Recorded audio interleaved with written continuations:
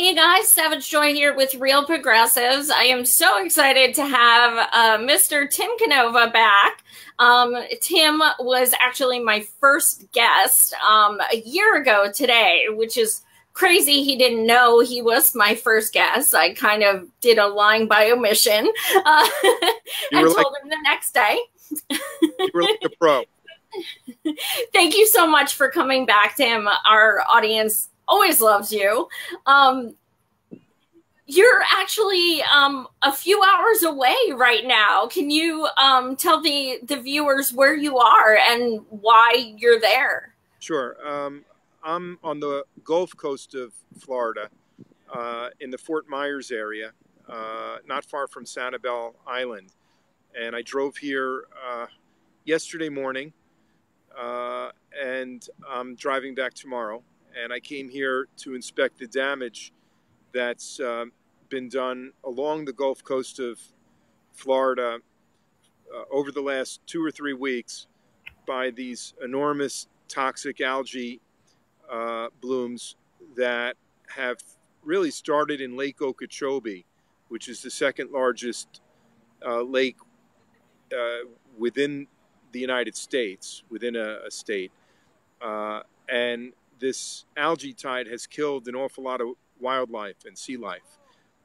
In the past 3 weeks, the estimates are more than 400 sea turtles have been killed, almost 100 manatees, thousands of fish, dolphins, sea otters, pelicans, herons, all kinds of birds, um, crustaceans, and one whale shark. So it's been horrendous. And today and yesterday we toured around, saw a lot of dead fish. Uh, Today we had to wear masks, face masks that I had just purchased at Home Depot. You know, masks that have filters. And even with the masks, I got to tell you, it was not easy. I got a headache. A number of others did pretty quickly. One fella didn't have a mask at first, and his eyes started tearing, and got a real scratchy throat. I had a scratchy throat for a couple of hours, even with a mask. This is highly toxic, this algae. Uh, if you were to go swimming in it or swallow some of this blue-green toxic algae, you would perhaps die. Uh, you could have liver failure and kidney failure. And, you know, obviously it's toxic to have killed that much wildlife so quickly.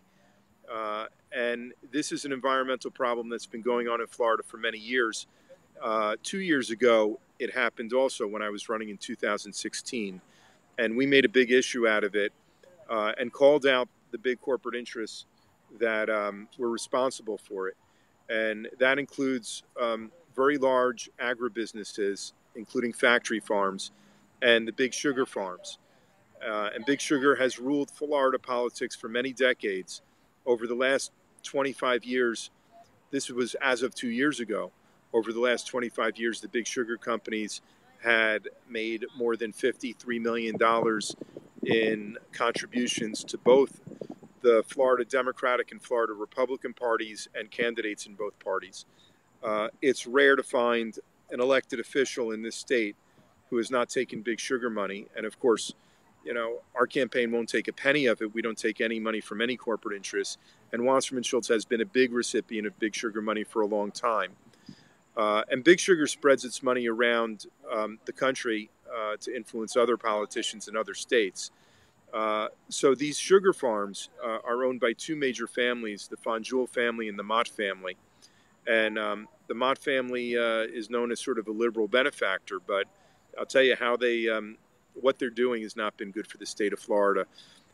So the sugar farms are located south of Lake Okeechobee, and they prevent the lake from draining naturally into the Everglades. If the lake was to drain naturally into the Everglades, the fertilizer runoffs, the phosphates, the nitrates, could be naturally filtered through the plant life of the Everglades. Instead, you've got a system of dikes and dams and canals, and the water doesn't get filtrated. It instead gets sent to the east through the St. Lucie River to the Stewart area on the Atlantic coast, and to the west through the Caloosahatchee River to the Gulf Coast around Fort Myers and Cape Coral. And since it's not filtrated, it becomes a real toxic stew, especially with the warming sea temperatures. Lake Okeechobee is an enormous lake, and something like almost 90% of the lake was covered with this toxic algae. The original cause of the algae is fertilizer runoff for the most part. A lot of these algae form naturally in nature, but the scale of it has become enormous because of industrial farming and massive use of fertilizers, and not just phosphates and nitrates, but also glyphosate, which is a Roundup herbicide produced by Monsanto. You add to that the runoff from cattle farms, from factory farms, animal feces, antibiotics, synthetic growth hormones, and it's really such a deadly stew that's formed. And the big sugar companies don't want to be part of the solution. Some years ago, Florida voters voted in a referendum by 76% to approve a plan to use eminent domain to buy up these sugar farms south of the lake. And the referendum authorized a real estate document transaction tax to raise $1 billion, and it's been raising the money, but because of Big Sugar's political influence in Tallahassee, that money has not been spent on the intended purpose, which was to buy up the land and convert it into the Everglades. Now, I called this out 2 years ago, and in response, I received a letter from the lawyers for Florida Crystals, one of the big sugar companies, threatening to sue me for defamation. They said I was defaming them for blaming them for contributing to the toxic algae, and also for blaming them for polluting Florida politics by buying up the politicians. Now, I'm very proud to say that when I received that lawyer's letter 2 years ago, there were some folks who were telling me, you know, you better watch what you say, we better draft a response. And I just said, to hell with that. They can sue me if they like. I'm not saying anything that's not true, and I'm going to keep saying it and saying it more often and louder. They never sued me because they wouldn't have a leg to stand on. And here we are 2 years later, and the same problem comes up again this year, only so much bigger. 2 years ago it killed a lot of manatees, but the scale of the death and destruction was nothing like this. And it's now beginning to impact on the Florida tourism industry, hospitality industry, marine sports. When you add up these industries, it's much, much bigger than Big Sugar. But Big Sugar doesn't want to budge. They receive $120 million in federal subsidies every year. And you can thank Debbie Wasserman Schultz and a lot of other Florida congressional representatives for that continuing subsidy. And for that matter, the federal government subsidizes the factory farms all over this country, including in Florida. So we're subsidizing, our taxpayer dollars are subsidizing the most environmentally destructive types of policies. And Florida is just a microcosm. It's happening all over this country. In fact, last night here in Fort Myers, I went to the screening of a new film called Toxic Puzzle. And it's a fascinating documentary. It's narrated by Harrison Ford, and it's really quite an interesting documentary with interviews of leading scientists. And they're not just studying the toxic algae in Florida. This has become a global problem, and it's global because these industrial scale fertilizers are being used all over the country and all over the world. And the runoff is going into Lake Erie, into rivers, into lakes all over the country and overseas. And what this documentary showed was that there is a definite correlation between the cyanobacteria that's found in the blue-green algae and much higher rates of Alzheimer's, Parkinson's disease, and Lou Gehrig's disease, ALS. these neurological disorders that will kill people. So, you know, Mother Earth is screaming out to us, and we need to hear this, and we need to do something about it. The scientists are beginning to understand the nature of this problem, and the problem is really a political one now, that the politicians have been bought off, and they're standing in the way of addressing this. Absolutely. And, you know, I have to say, one of the things I love about candidates is when they go outside of their district or what have you to address problems that may not affect the people in their district, but that they think still need to be addressed. So Right. that's really, really important. You Well, actually, let you've me been, let me Mhm. respond to that.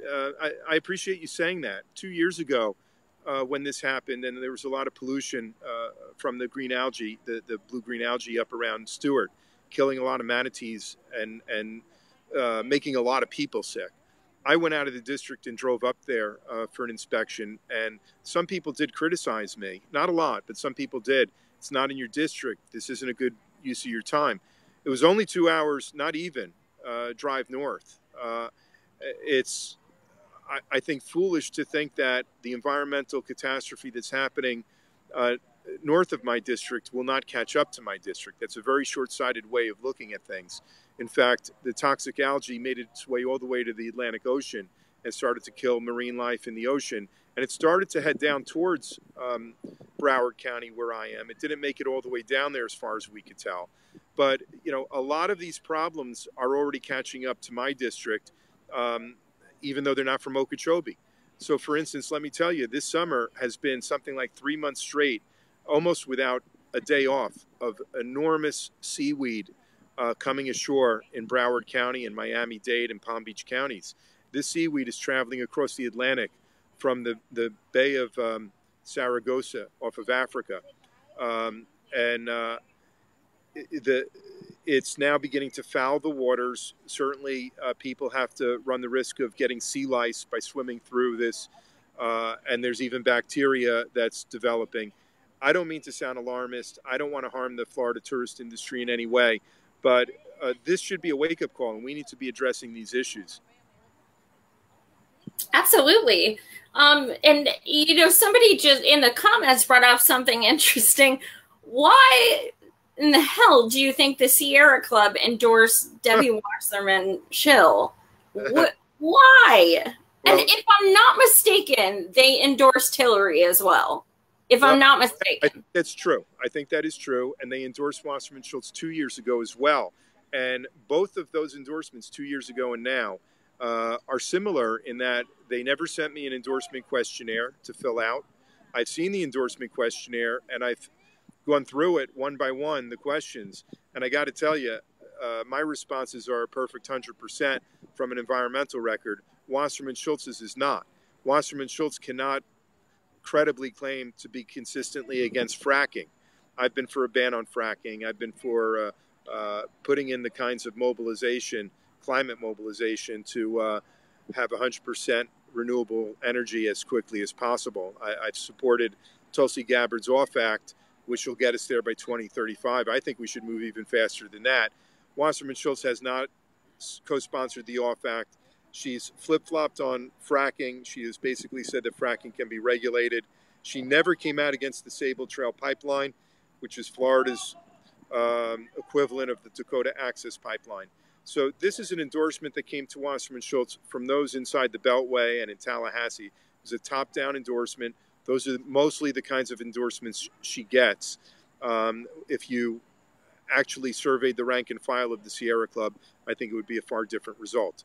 And the Sierra Club has taken a lot of heat for this terrible endorsement and the process by which they went through it. I'm not concerned about it.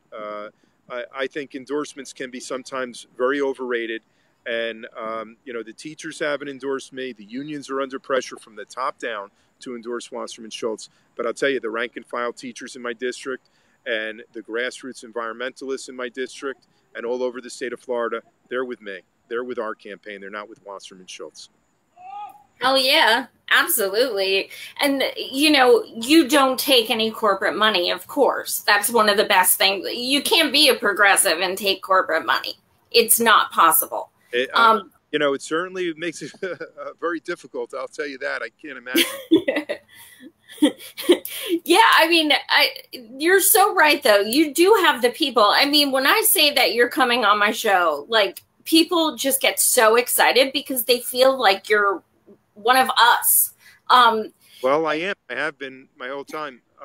You know, uh, Recently somebody referred to me as a politician, a friend. I said, "What are you kidding me? A politician is somebody who gets paid to do this. A professional liar, maybe." And I'm a volunteer. This is costing me money. I'm not making money in the process, and I never will. It's costing me my own life savings to do this, and so I don't consider myself a politician at all. I consider myself an agitator and an activist, the way you and many others are. And we don't take corporate money, but we need small donations. Folks can go to timcanova.com and contribute whatever they can. It's been very tough to raise money this time compared to 2 years ago. And the main difference, I think, is that there's now a news blackout against us, and there has been for the past year. 2 years ago, the nature of the race, it happening during a presidential election year, and Wasserman Schultz making herself so unpopular because of the way she was disgracefully running the DNC. I was on cable TV a lot, MSNBC and CNN and Fox. Every time I'd be on one of these cable channels, the campaign would go more viral and we'd raise more money. This time, it seems like there's a concerted corporate lamestream media blackout against us. In fact, give you an idea of how bad the blackout is. Some of your viewers have probably heard about the ballot destruction case. 2 years ago, our internal numbers, I'll be quite frank, they showed us beating Wasserman Schultz and beating her running away at the end. And we were surprised that we lost by 13 percentage points. Some folks said, well, that's a credible effort. She was the head of the DNC 7-8 months beforehand. When Canova got in, nobody knew who he was.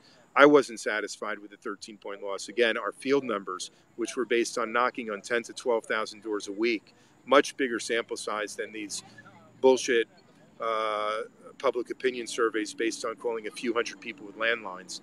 Our numbers showed us beating her. So I put in a public records request to inspect the ballots, and the supervisor of elections jerked us around for 7 months. I filed a lawsuit in the summer of 2017 while the lawsuit was pending, and very actively prosecuting this lawsuit. I mean, we had served discovery requests on the supervisor in late August of 2017, demanding to see the paper ballots. And 3 days after that discovery request, the supervisor of elections destroyed the ballots. Now, when I would tell people that, they kind of think, well, candidates will say anything. It can't really be true. So we released video of the supervisor, Brenda Snipes, admitting in videotape deposition to destroying the ballots. And in May of this year, the Florida Circuit Court granted a summary judgment ruling that the supervisor violated numerous state and federal criminal statutes. I thought for sure when that news broke, the media blackout, they wouldn't be able to avoid a story like that. And I'd be on cable TV again. We'd be able to go viral and raise the money. And surely the Republicans would have every incentive to fire the supervisor and start criminal investigations. None of that happened. So why didn't it happen? A Republican lawyer who's very tied into the power establishment got back to me after looking into it, and he said, I'll tell you, Brenda Snipes, the supervisor, is hated by Republicans. Everyone is saying what a great job you've done bringing this case to light. They hate her. They're very happy that you did this, but they're not going to go out on a limb and push for a criminal investigation. And the reason is because their friends are the same buddies that Wasserman Schultz has, that the corporations that back Wasserman Schultz back the Republicans. And these big corporate interests, like the big sugar families, like Florida Power and Light, like the Wall Street banks, they'd much rather have Debbie Wasserman Schultz in office and the status quo in place. and no real scrutiny of how easy it is to rig elections than to open the door to let you in. That's what I was told. So we've got so many cards stacked against us in this election, and we haven't given up. We're still fighting. Um, we are putting together plans, a program, you could say, to deter any kind of rigging of this election, and if there is rigging, to ferret it out and to be able to win in court. And in particular, I'm referring to a citizen's audit that Democracy Counts, a nonpartisan nonprofit, has been working on the technology, the software, and the app to make this a reality. But every step of the way, a new obstacle is thrown in our way. It's clear there's a blacklist against us. That blacklist is what scared Bernie Sanders off in August of 2016 and has kept him away. And it's not just Bernie, it's an awful lot of other Democrats and progressives. Because of this ballot destruction, well, when a lot of this came to light, I sent letters to all the Democratic Party officials in Broward County, in Miami-Dade, and in Tallahassee, laying out the facts, sending them the videotape deposition admissions of the supervisor, sending them a copy of the judge's order, and simply asking them to join me in calling for an investigation. After all, this was the destruction of ballots in a federal election. And the silence was deafening. Not a single Democratic Party official got back to me. And that silence was quite a contrast to all the noise that these high school students were making in Parkland in the aftermath of the Marjorie Stoneman Douglas shootings. And you take a look at this generation, this school shooting generation, a generation that has to sit there in school, listen to the alarm bells, wonder if it's their turn, wonder if it's going to be a bad day for them, not a learning environment. And that generation, 70% of them and rising are now non-party affiliation. They're now independents. And I'm like, why am I staying in this Democratic Party that protects incumbents, that showers them with media attention and showers them with corporate money, that protects them from public debates, that marginalizes insurgents and attacks them? Why stay in this primary? So, look, I didn't dem exit lightly. I didn't do it quickly. I felt a lifetime of allegiances to the party of Roosevelt and Kennedy. And it just became apparent that that's no longer this party. This is a corporate-dominated party, a top-down party. And in this particular district that I'm running in, why not run as an independent? It's been gerrymandered for Wasserman Schultz, gerrymandered so that she'll have a safe seat for the rest of her life. So only 25%, less than 25% of the registered voters in this district are Republican. The difference that has happened over the years while Wasserman Schultz has sat in this safe seat is that more and more of the non-Republicans are independents now. It's getting close to where it's almost even Democrats to independents in this district. So this is an interesting race, to say the least. It's still a David versus Goliath. This time she's outraising me 10-1. Last time she outraised me 2-1. I believe she outraised me 2-1, but we still beat her last time, but they stole the election. And, I was counseled by my lawyer and others, don't ever say that. Don't say you think it was stolen. And my attitude is, to hell with that. If that's what I believe, I'm going to say it. I can't guarantee that they won't steal it again. I'm trying to do what we can to prevent it from happening. What I can guarantee is that in the time I have left as a candidate, I'll use this platform to speak the truth. And that means calling out the election frauds in this country. I think it's shameful what happened in 2016. Maybe the most notable example of election fraud, but there was a lot all over the country, was what happened in New York City, where the Board of Elections admitted to purging 200,000 voters from the voter lists in the days before the Bernie-Hillary primary.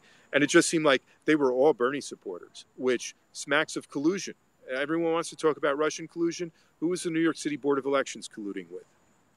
No doubt, or I would think, those in the DNC or the Hillary campaign who could share confidential information from the voter database so that they could identify likely Sanders voters and purge them.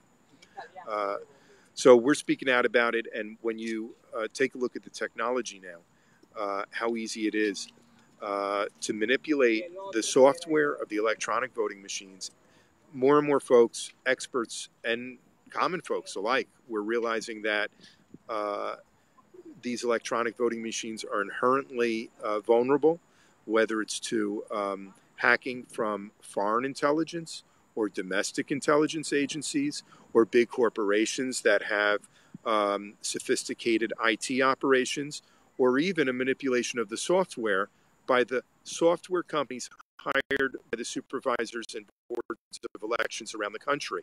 And then when you want to take a look at the software, you're told you can't, that it's proprietary, that it's the private, confidential trade secrets of these companies hired by the local election officials. So that means it's very easy to manipulate the software and to engineer any outcome you want. Now, I couldn't say this publicly for a long time because I'd be denounced as a sore loser and a conspiracy theorist.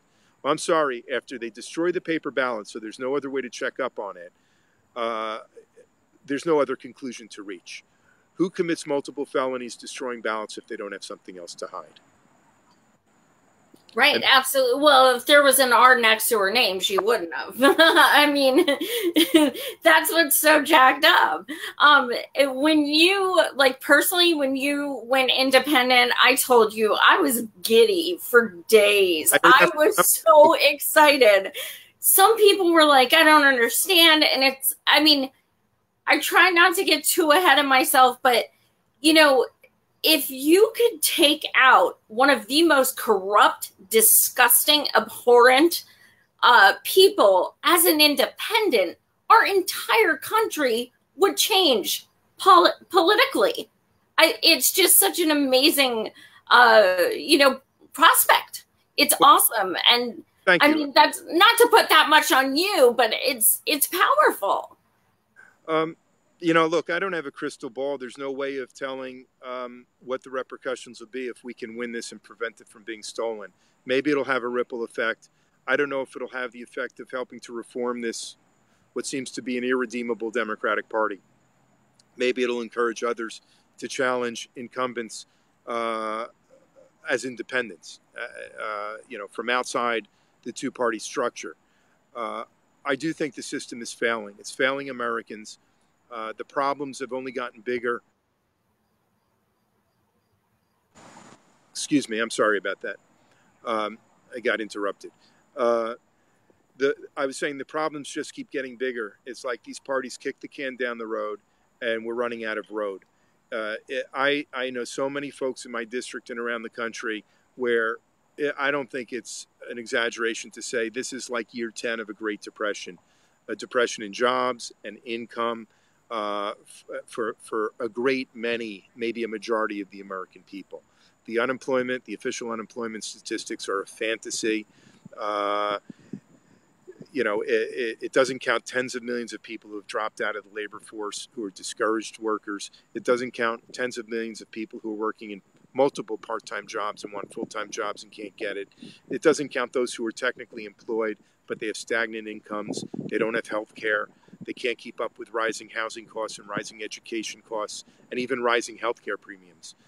It's absolutely disgusting what's happening in this country. 95% of the wealth, the new income that's being created is flowing to the top 1%. It's a winner-take-all society. And, in past decades, when there was a Cold War, a real Cold War going on, the very wealthy in this country had to have more of a social conscience, you could say, if nothing else, out of political calculation. Brown versus the Board of Education was a Cold War decision because we had to compete with the Soviet Union at a time when decolonization was happening all over the world. Likewise, we had to take care of our own workers because of the ideological threat, the alternative to the kind of capitalism that we had. It took the rough edges off of capitalism.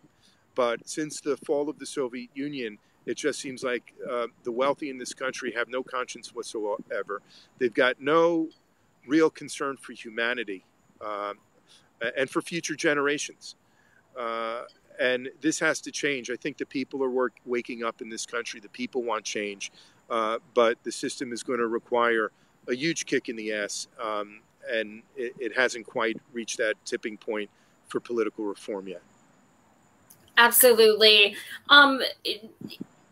As far as you touched on a little bit of income inequality and jobs, as far as federal job guarantee, do you support that? Yes, I do. I have for a long time. I always talk about the New Deal. You know, a lot of folks might not know that I've been a law professor for 20 years. And I have a long publication record as a result that I wouldn't be able to run away from if I wanted to, and I don't want to. And for many years, I analyzed the New Deal, not just their public works and jobs programs, but how they paid for those programs. A lot of it was deficit spending, but it was at very low interest rates. The Fed was essentially monetizing the deficit. But you also had an infrastructure bank, an enormous one called the Reconstruction Finance Corporation. And you even had the Federal Reserve making low interest loans to Main Street interests. So yes, I'm very much for federal jobs guarantee. If the Federal Reserve can act as the lender of last resort, the federal government should be able to act as an employer of last resort. Yeah, absolutely. And what, as far as MMT goes, what everybody's like, ask him about MMT. We're kind of like unsure if you support it or what. So what are your thoughts on MMT? So let me go back and tell you that in the 1990s, I was first introduced to Randy Ray at the University of Missouri in Kansas City and Warren Mosler. Met them personally and came to read a lot of their work and to understand where they were coming from. So I've always considered myself a fellow traveler. I don't use the language of MMT. I use the language of economic history more than anything else. When you look at the New Deal period and World War II, there's especially the 1941 to 51 decade. During that decade, you have the United States winning a world war on 3 oceans and 5 continents, something like that, in 3.5 years. I mean, it was a total mobilization of resources. It went from like a 13% unemployment rate to 1.2% by 1944. So much full employment that the factories were operating 24 hours a day in 3 shifts. After the war, you have the GI Bill of Rights and the Marshall Plan. You know, this is the federal government fiscal policy on steroids. You know, and this is what I like to explain to people, that the roof didn't cave in. The United States accomplished amazing, great things. It was through deficit spending. But the studies showed that for every dollar spent on the GI Bill, more than $5 was generated, both in increased tax revenues from those who were the beneficiaries of the GI Bill from their lifetime earnings, and also in tax revenues. So there's no reason to be afraid of the kind of active fiscal policy that's needed to solve a lot of problems right now. I often say that what MMT teaches us is that there doesn't need to be any financial constraints on fiscal policy whatsoever. Especially, you know, well, I should back up and say the critics will say that there's a lot of foreigners that own a lot of U.S. debt. And that's why we can't keep spending, do deficit spending. Now, the response to that I see is, first of all, if it's a tax cut for the wealthy, $1 trillion or $1.5 trillion, you know, fiscal discipline doesn't seem to ever get in the way of you know, rewarding the wealthy, right? But it does seem to get in the way in Washington, D.C. for doing the kind of New Deal policies that we need. In addition, a few years ago, Saudi Arabia threatened to sell off all of its holdings of U.S. treasuries. And it was because there was legislation introduced that was, I think, related to the Saudi role in 911 and in funding terrorism. And, you know, people acted like, oh, my God, if the Saudis sell off our debt, interest rates are going to rise, the economy will tank. And I just laughed and I said, the Federal Reserve could buy up all that treasury debt that the Saudis are selling, and we wouldn't break a sweat. And that's exactly what the Fed could do with the debt that's owned by China, Japan, the Saudis, you name it. So this is really a red herring. And you hear it all the time. You heard it during the last presidential campaign. How's Bernie going to pay for this? How's he going to pay for tuition-free higher education? How's he going to pay for Medicare for all? And again, they don't say that when it comes to tax cuts. So I guess the long and short of it is I'm a fellow traveler with MMT, but I don't stress it because there's not a reason to. This is not an academic audience. This is politics we're talking about. It's important to push back against the narratives of fiscal austerity. But I don't expect most voters to jump into the minutia and abstract theoretical world of MMT. It's a very tough theory to grasp. I applaud a lot of your viewers for jumping into that thicket and for appreciating the lessons of MMT. But I do think as a political tool right now, it's a little bit limited at times. And I don't mean that as harsh criticism towards MMT. You look at the precepts of MMT, what does it say? Don't raise taxes to fund programs. I agree. That's not why we need to raise taxes. We need to raise taxes either to clamp down on aggregate demand if we have an overheated economy. For distributional purposes, for sure, we need to raise taxes tremendously right now on the wealthy. We need a lot more brackets on the upper income levels. I think the top bracket starts at $500,000. It should probably start at $500 million. Taxes to deter certain activities, like a cigarette tax, for instance, a financial transactions tax. Those would be those kinds of taxes. But the distributional argument is very compelling. You now have so much wealth concentrated at the top that this billionaire class, they're not just buying, their fifth vacation home and their, fifth private jet or yacht. They're buying members of Congress in the U.S. Senate. Absolutely. And let me just say, it's very illegitimate wealth because it's based on massive government subsidies. The Federal Reserve has spent trillions of dollars pumping money into these Wall Street banks. We talked about the huge subsidies going to agribusiness, the defense establishment. We don't have a free market capitalism anymore. We've got a cartel crony capitalism going on. Absolutely. So we've discussed, money and jobs and environment. Of course, healthcare is one of the absolute biggest things on people's mind. I know you do support Medicare for all. I do. I'm sorry? Very strongly, I support Medicare for all. Yes.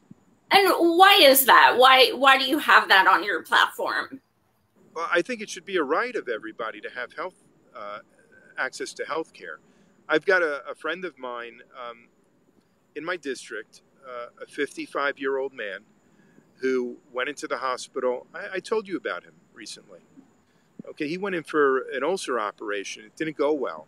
He was put into a drug-induced coma for 2 weeks, and he's coming out of it, but very slowly. He had to have a tracheotomy. I don't know if he's going to survive this and come out of the hospital. But if he does, he's lost his job, and he's been evicted by his landlord. I mean, I saw a meme recently of how many people have filed for bankruptcy because of medical reasons in half a dozen countries. And in all these countries, the number is zero, except the United States of America, where it's over 600,000 a year. This is just unacceptable. It's not a civilized society when what's more important than providing health care to somebody is making sure that the CEO of a private health insurance company and their shareholders get a big chunk of the pie. It's just not civilized. It's un-American. The Constitution gives the federal government definite powers to legislate for the general welfare. It's not been happening. So I've lived and studied overseas. I've been in European countries where the moment you step foot off that plane, you really don't have to worry too much. You're going to be covered if something happens. Absolutely. I've been sick lately, and somebody said to me, "Get medical tourism," and I thought, "Crap, is that what my new insurance has to be? Like, do I have to go somewhere else to not have this ridiculous deductible and all of this?" It's crazy. Also, in Florida, you guys do have a lot of immigrants. So how is that working, especially where your district is? Do you have, are there a lot of people who are in trouble with being deported? Yes, absolutely. I love my district. They say that in Broward County, there are about 90 languages spoken. It's an incredibly diverse district with people from all over the world. And there are a lot of undocumented neighbors. And a lot of them are being rounded up. People who have been living here for years and have children are being rounded up and sent to a private immigration detention center in my just next to my district in Miramar. And there have been protests outside of this facility in Miramar.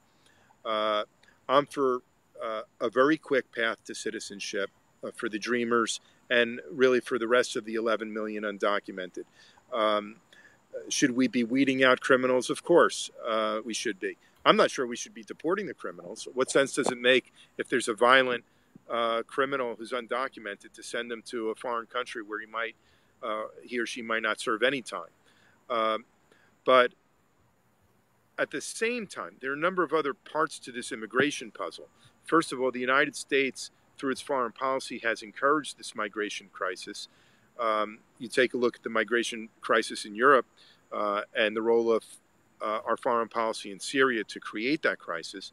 And here in our hemisphere, we have upheld oligarchies from Mexico to El Salvador, Guatemala, Honduras. This is the source of an awful lot of undocumented migration into the United States. And of course, a lot of it is also overstaying of visas. So much of that has to be addressed. I think what has not gone analyzed enough is the role of the privatization of immigration detention centers. And I made a big issue out of this in the last campaign.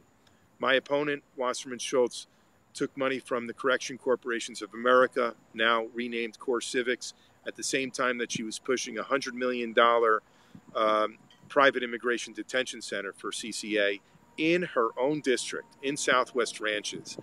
And when I called her on it 2 years ago, she defended it by saying, well, it's an immigration detention center. It's not really a prison.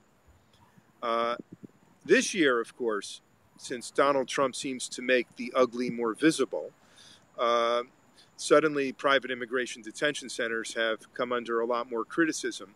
And Wasserman Schultz, not so many weeks ago, was calling them demonic. So 2 years ago, apparently, it was a smart economic development strategy, according to Wasserman Schultz, but this year it's demonic. So I do think that they are outrageous and really immoral. They create a permanent lobby that wants the illegal immigration. They want those migration flows in the first place because then they can fill the beds, they can fill the cells, and that's their business plan. So I'm against private immigration detention centers. I'm also against private prisons, against the drug war, against mass incarceration. I've been for, in this state, medicinal marijuana. I'd like to see marijuana declassified as a Schedule I drug. Nationally, I'd say let the states experiment the way Colorado and California and many other states are now beginning to. We need to greenlight the hemp industry for environmental reasons, for economic development reasons. And marijuana, my opponent says it's a gateway drug. No, it's what's the opposite of a gateway? It's an exit drug. It exits us from the drug war.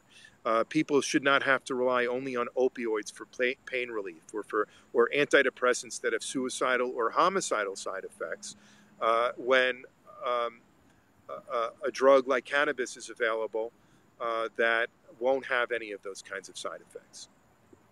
Absolutely. I've interviewed a few of them who have PTSD from being in the service, and they are alive because of cannabis. There's a really good documentary I just watched the other day, How to Survive in Prison, I believe it's called. I definitely recommend it. It's phenomenal. Thank you. The truest thing I've ever seen as far as for-profit prisons. What are some of the other things when you're canvassing? I know you have a huge team, which is amazing. You have so many volunteers. Volunteer team, it really is. We're having to do a lot more with less resources this time around, but we have a great number of volunteers that are out there knocking on doors. And what they're hearing is the same that we were hearing 2 years ago. People are worried about their jobs. They're worried about the cost of education. I'd like to see tuition-free higher education. I'd also like to see a voluntary national service program for kids when they turn 18 to serve in a civilian conservation corps or a sea conservation corps, or like they had during the Great Depression, a works projects administration that builds infrastructure but also employs writers and artists and musicians, just like the 1930s and just like the generation, the greatest generation had, my dad's generation. Our generation is overdue for it. You know, as a scholar and as an activist, I was saying this more than 10 years ago that we were overdue for a New Deal.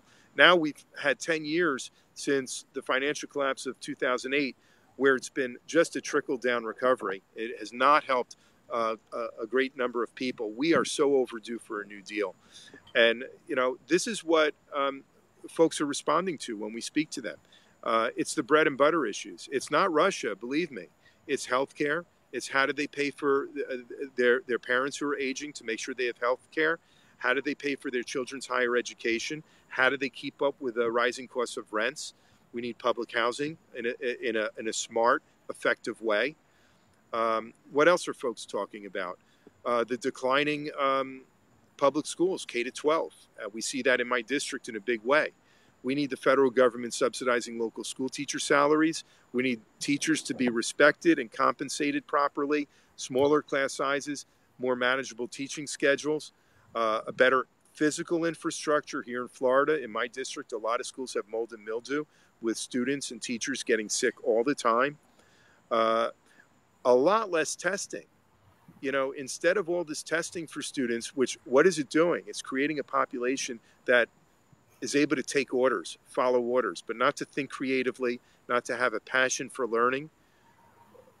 When I went to public school, K-12, we had art, we had music, we had physical education. Schools now don't even have a lot of those kinds of programs, at least not in the poor districts here in South Florida. So we've got a lot of work to do. People are worried about the environmental crisis here. They're certainly worried about rising sea levels, the threats to our aquifer from saltwater intrusion. You know, with the kind of algae crisis we've seen here, with all the killing of wildlife, I think people are really concerned. What is South Florida going to be like in 20 or 30 or 40 years from now? In our children's or grandchildren's lifetime? Is there going to be an internal migration crisis? The projections are that a lot of Florida is going to be underwater.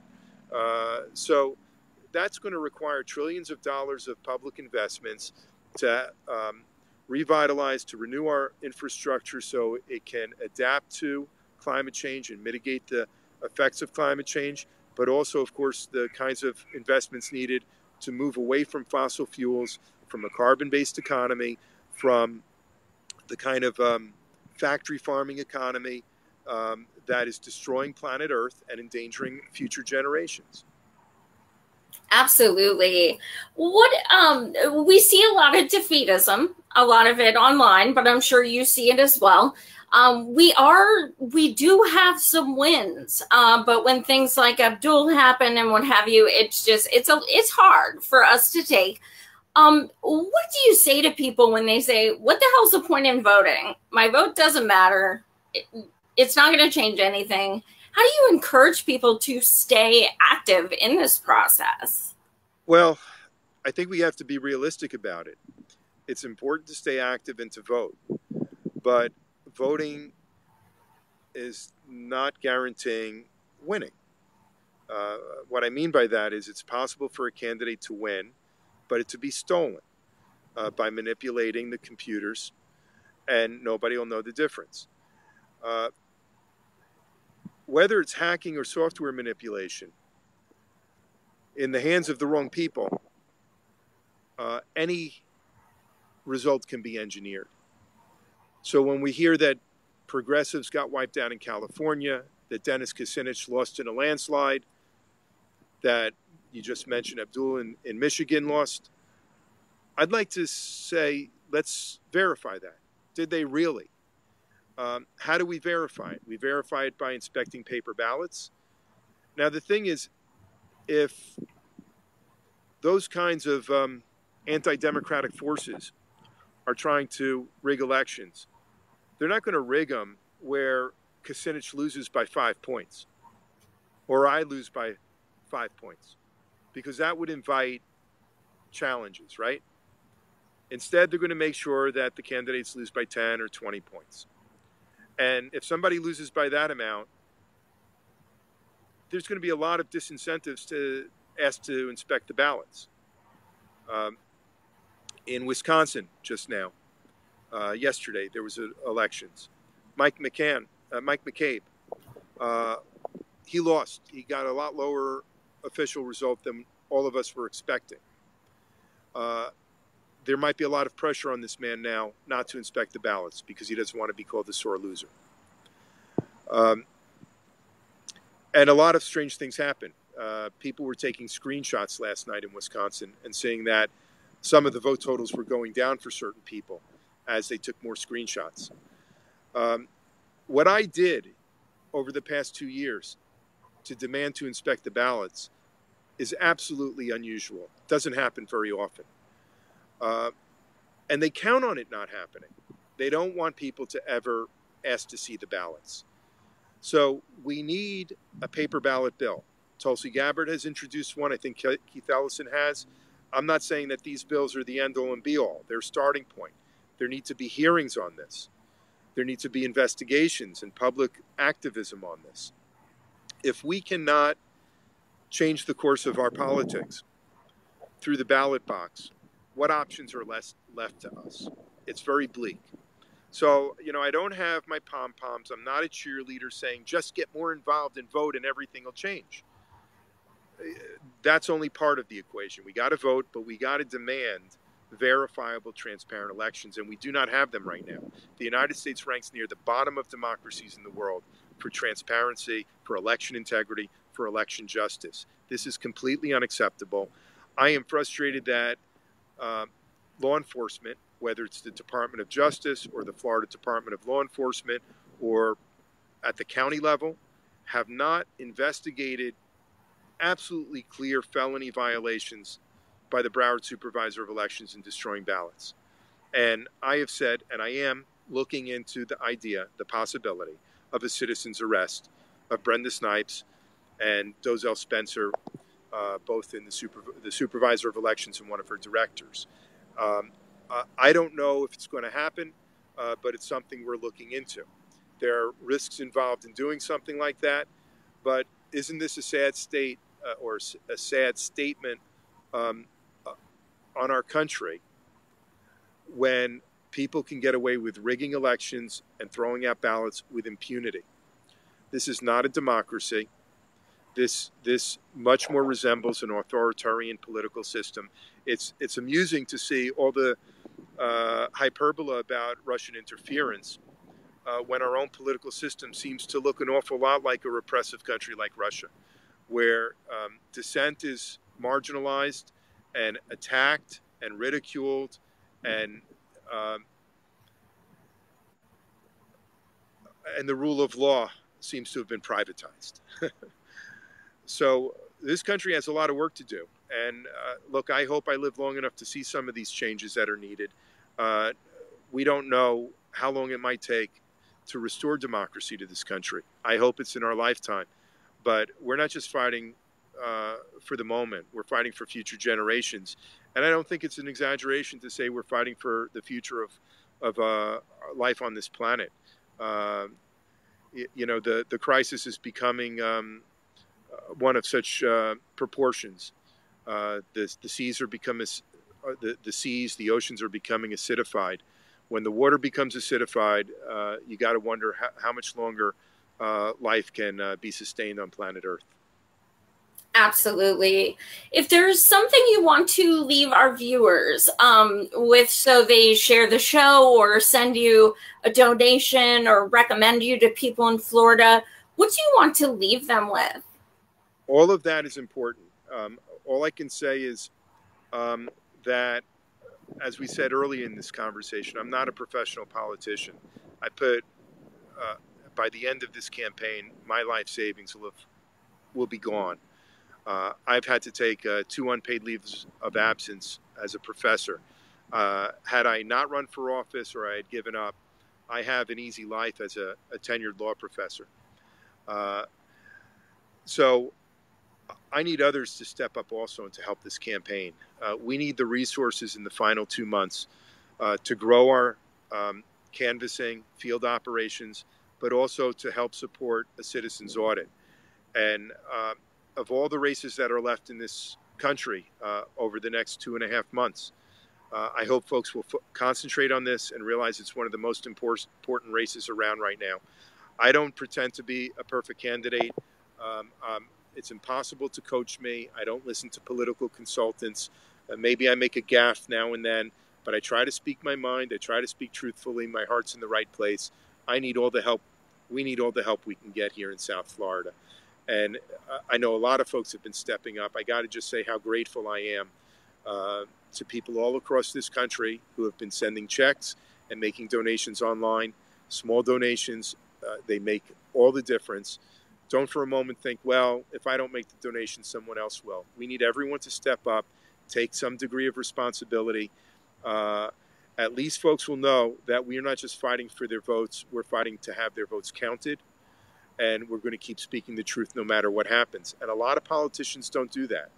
You know, I'm not a politician, but a lot of candidates and a lot of elected officials don't do that.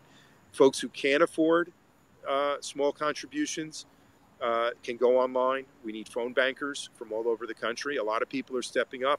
A lot of the MMP people are stepping up. The Movement for the People's Party, MPP, and the Independent Progressives. There are a lot of folks stepping up and making calls for us. There are people even coming to the district. I met somebody last week at the Florida Fruit Festival, the first annual. And this woman came up to me and told me that her mother, who's in her 70s, and her mother's friend, also in her 70s, came down. They're just north of my district, and they moved down here for the next few months to work on my campaign, to help my campaign. I haven't met the woman's mother yet. I gave her my card and said, please, have her call me, have her come into the office.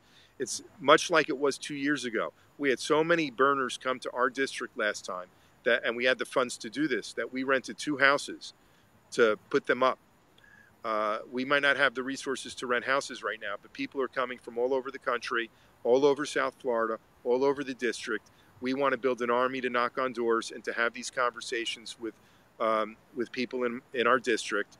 I believe in democracy, and democracy only works when people get involved, and that's what we need. So I urge folks to go to timcanova.com, spread some love our way, and talk about us every day. Spread the word every day on social media, on the telephone with your loved ones. If you know people in South Florida, call them up.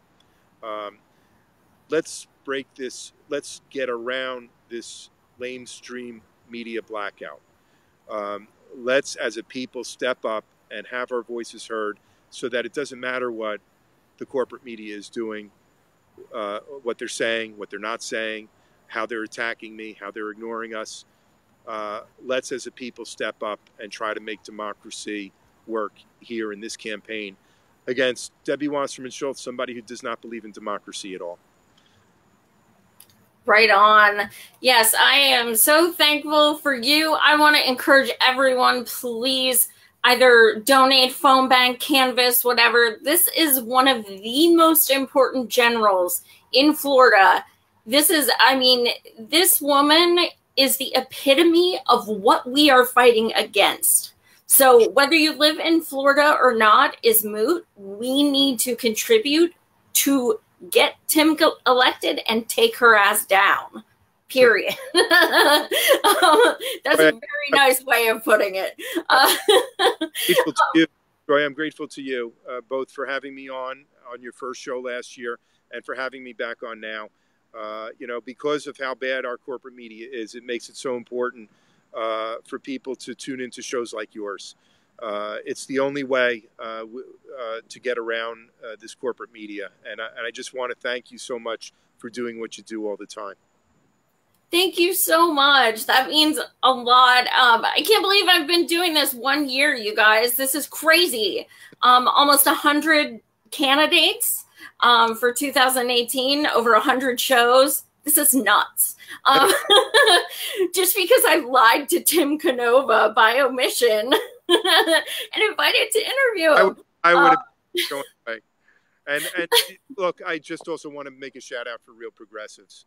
Whether it's Steve Grumbine or anyone else in your crew, what you guys do all the time in having the kinds of conversations that, you know, if there is any semblance of democracy left, it's what we all do. You know, it's by participating and having a democratic discourse. And what Real Progressives have done, not just for MMT, but on so many other issues as well. My hat's off to all of you, and I'm very grateful. Thank you so much. That means a lot. That's humbling.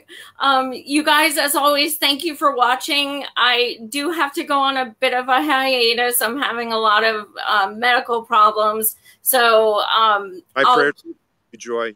You take care of yourself and get better. Thank you. I will definitely still be trying to do at least one show a week or what have you, but I'll keep you guys updated. Thank you so much for your support and for watching and for celebrating.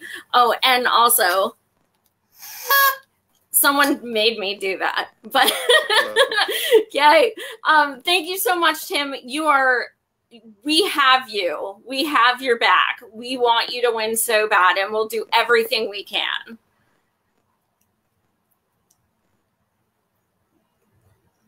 Thanks, guys.